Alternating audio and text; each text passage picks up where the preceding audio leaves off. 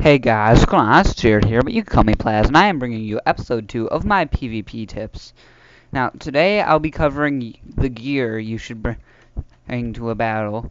And now, I'm not saying you have to bring this gear. I'm just saying I advise bringing this gear. Now I just shot some mobs away. Wow, that was up. Now, this is my gear. Now, you don't have to run it, but I suggest you at least have some similarities to it. Now, as you can see, I have an inventory full of potions. Now, potions, in case you don't know, are going to be game changers in these kind of battles.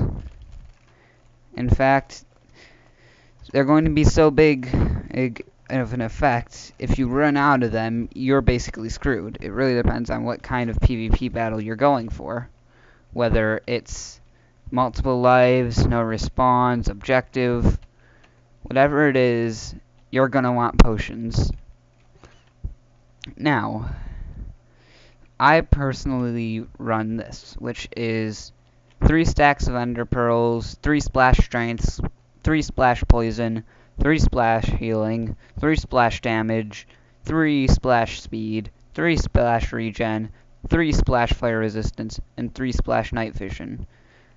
Now, in my HUD bar, I run the boar tusk, which is a sword I like.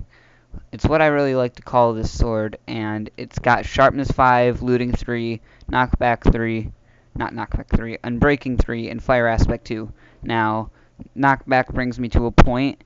I personally do not run knockback on my sword. Like, if you're not really a good PvPer and you can't tear people to shreds in close quarters, I would not run. I would run knockback if you're not the best PvPer, because that knocks enemies back, and it gives you time to catch your breath sometimes. In fact, I've seen it affect PvP battles so much, but most of the time it just annoys me, because what I like to do is I like to just run up to a person and just chop them to bits. It doesn't really help me if the person starts going flying. Now, that's my sword. Now, my bow, I run Power 5, Unbreaking 3, Punch 2, Infinity 1, and Flame 1.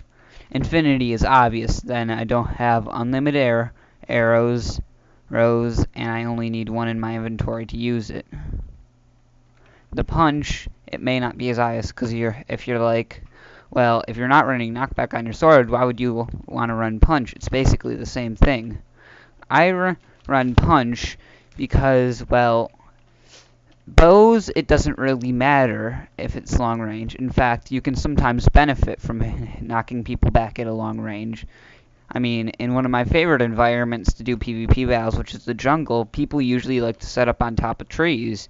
And if you knock a person off of a huge jungle tree, they're either going to die, or they're going to get their boots mainly destroyed, and even one piece of armor broken in a PvP battle is not good.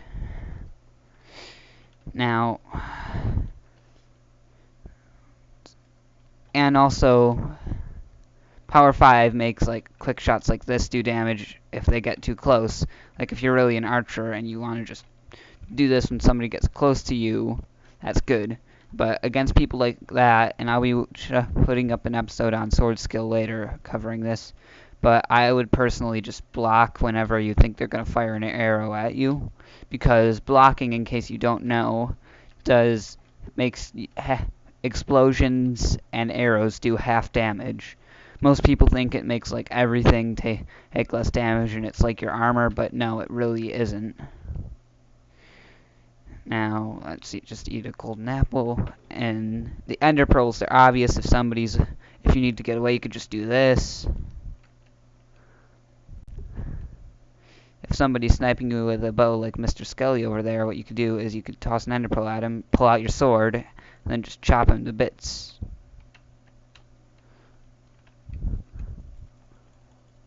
Now, of course, these guys don't have the health of actual players, but you're getting my idea.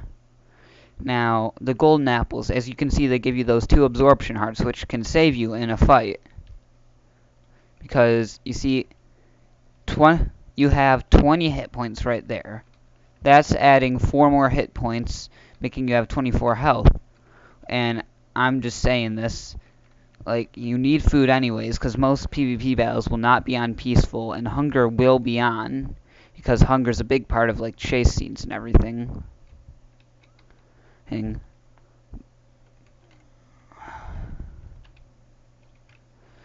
Now, I've gathered up some arrows during this.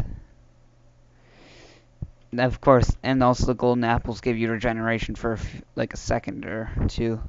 They give you regeneration 2 for 4 seconds, which heals 1 heart or 2 hearts. I don't remember which will help you if you have low health, but you don't have low enough health that you want to use your Regen 2 potion or your instant health potions, because those will be valuable. And sometimes people like to cut out things like the poison and the instant damage to run more instant health, but I personally don't think it's worth it, because poison can win you a no respawn fight almost instantly. Because poison 2, let me just splash it on myself real quick. In fact, I'll cover it when I get there. Now, fire resistance. Fire resistance is obvious to run, and for longer PvP fights, I definitely have these 3 up there as well. Because fire resistance, while it is a longer potion, it's one of the most effective potions in the game, because everybody's going to be running flame on their bow and fire aspect on their sword. Like, it blocks your field of view, and it also does fire tick damage, which will wear down armor and will just cause damage to the people whose armor is already gone, or people who don't really have that much protection on their armor. Now, fire resistance makes that all a blur. It makes fire and lava do no damage to you. Now that fire tick damage will mess up your sprints as well if you're getting chased. And, well, the fire resistance potions are just going to be one of the most useful things you've had. Now, then there's potions of swiftness. Now, I personally run speed 2. It has the shorter time, but that's enough to get away. 40% speed, so basically imagine this times 40. And there goes my absorption hearts. Now, then there's night vision. Now, night vision, it's quite obvious why you run it. In fact, time, set, night. You can see everything at night, in caves, anywhere. Anywhere that's dark, you will be able to see, which is very useful for archers who need to locate targets, but it's usually too dark to see. And it also will help you keep track of targets if you're chasing them down with the sword. Now, next, it's on to water breathing, which is a bit of an underrated potion. And let me just drink the rest of these up here. And also, if you're a really sniper person, I would suggest having a splash potion of slowness, because that zooms in your screen. Or, you could just be awesome and use Optifine, like me. Like, wherever your cursor is, it lands on that. In fact, Optifine is one of the mods I would definitely suggest running for PvP. You could also use damage indicators and raise minimap, but that's just my opinion. Now, let's go into water, and I'll go to why we're moving so fast down here later. Now, as you can see, my bubbles are not going down, and if you get caught in a water fight, well, it's a lot easier if you don't have to come up to breathe. Now, let's go on strength. Strength. It is extremely overpowered. Now look at this. 260% damage. So that's doubling this damage, which means when I put the strength pot on, I can one-shot out a mob like a creeper or a skeleton or a zombie. And then it's got an extra 60%. Now, I'm not going to do the math right now, but that is a lot of damage. And it will tear people to shreds. Like, watch this. Let's run up to Mr. Skelly Bones over here with my strength 2. Are you ready for this? One-shotted. Any player who is not wearing armor will be one-shotted by this. And that's scary because if you get caught against that in a PvP fight and you don't have it on your own, you're going to be at a severe disadvantage.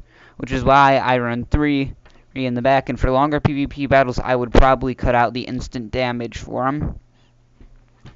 Now, we've already covered the strength. Now, the splash poison 2. Now, this is extremely dangerous. If other people are running this, I would not get hit by it, but it's pretty easy to hit people with potions in Minecraft. So let me just show you how fast this will deplete your health.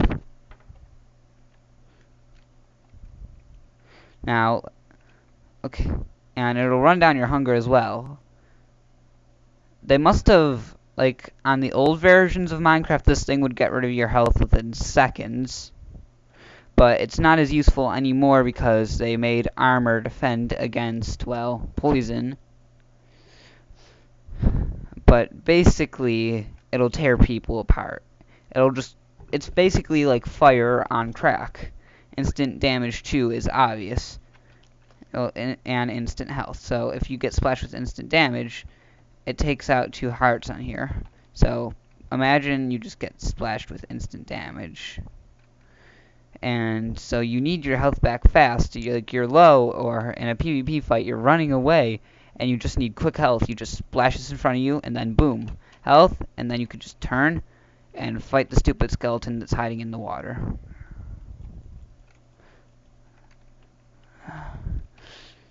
Now, speed we've went over. Regeneration is basically this, except it's so fast that you would not believe it.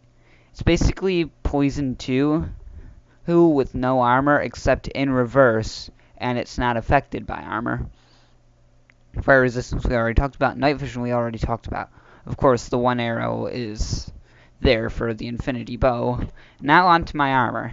Now, starting with the helmet, I have protection 5, which, well, actually protection 4. Is protection 5 a thing? I don't think it is. But anyways, protection 4. It's obvious. The more protection you have on your armor, the less damage you're going to take. Then there's Unbreaking, which in OP PvP, your armor is going to be hit to shreds, because nobody's going to die in 1 hit or 2 hits or 3 hits or even 4 hits. Not even 10 hits will kill unless you have strength 2. It'll just last long, and your armor will get torn apart by people with swords and bows and fire and potions. But the Unbreaking is going to help so much. Now, the reason why I do not run Thorns, and some people run Thorns because they're like, hey, when people touch you, they take damage. But number 1, that's only a chance, and it's a pretty unlikely chance.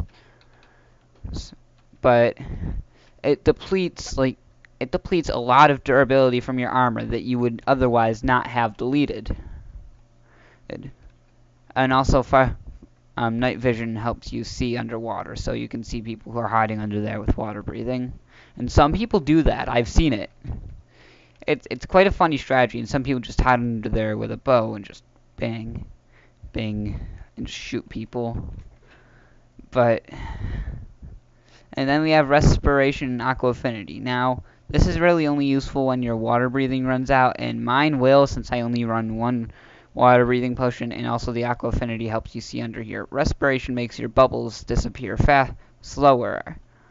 And drowning will be a huge impact, because if you get caught underwater and you're drowning, the damage is going to keep you under longer, which will cause more damage to your armor, which, if you get caught under long enough, you can die. And that's just something you do not want happening. In fact, in a PvP fight, that's the opposite of what you want happening. Because, well, if you don't die and the battle has to come to an end eventually, somebody has to die or it ends in a draw. Now, if you don't die, well, you basically win. Now, the pants and the chest piece I'm not going to talk about because it's the same enchantments as the helmet, except it doesn't have any special enchantments to talk about. Though, if your chest piece is the most important thing. If that breaks, I would suggest leaving the PvP battle immediately. Because, honestly, you will not survive without your chest piece In fact, you won't survive without your boots, your helmet. Now, the leggings, they're basically a miniature chest piece. Now, onto the boots. Feather falling. It's not as important in PvP battles, but like I said, I prefer jungles as my battle environment, and it's basically needed for jungles. Gonna pop one of those out real quick. Because if you get knocked off a tree, you'll have a more likely chance to survive. And, well, then comes something underrated that I don't really see around. It's an enchantment called Depth Strider, new to 1.8, just like these water breathing potions and leap potions, which I don't run because honestly the jumps throw me off. But basically, this Depth Strider enchantment is what you guys saw earlier. How I was able to just dash across water, which is really useful for when people run into water, because you could just be like, and if they're not running Depth Strider, you're guaranteed to be faster than them. In fact, if you sink to the bottom here, and water breathing Depth Strider is the wombo combo of Minecraft PvP. And now my water breathing's off, so now you can see how respiration affects my bubbles. As you can see, it gives me a lot more time under here. In fact, it's been about 20 seconds, and I've only lost 2 bubbles. There's 3. And I could probably make it all the way over there with the Depth Strider and and this respiration. Now, and also it'll help against those people who just hide underwater with water breathing. Anyways, let's just float up. And we're golden! And then we can just go back under. Now, this has been a guide to my loadout. I'll probably start making videos on how to prepare for these fights, how to get this gear and whatnot.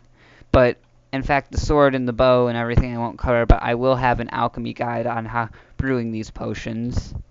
And I'll just talk about other loadouts that you can run.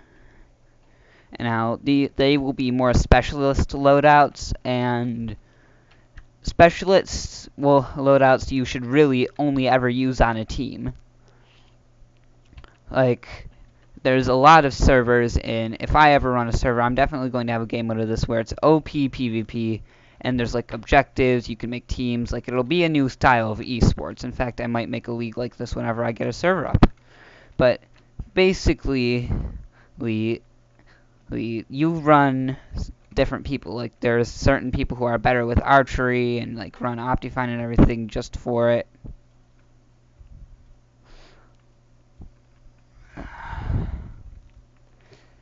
And then there's people who are better at close quarters PvP. And there are people that are great at everything.